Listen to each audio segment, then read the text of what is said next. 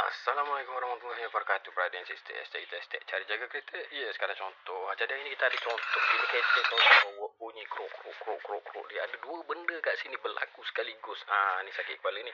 Bila dua sekaligus ni sakit kepala tuan-tuan dan puan-puan. Okey, abang-abang sekalian. Kita ada sakit kepala bila dua. Okey, satu yang ni kita dah longgarkan skru dry shaft. Okey, satu kat sini. Nampak ni.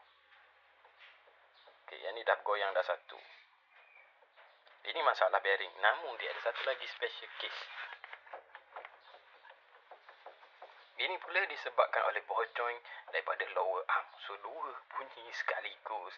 Jadi untuk anda semua yang ada bunyi bila bawa laju bunyi krok, krek, ikut pandalah mana-mana bunyi yang datang daripada bahagian tayar. So, ini merupakan antara punca bunyi-bunyian tersebut. Jadi, good luck brother and sister. Jangan lupa untuk servis kenderaan anda.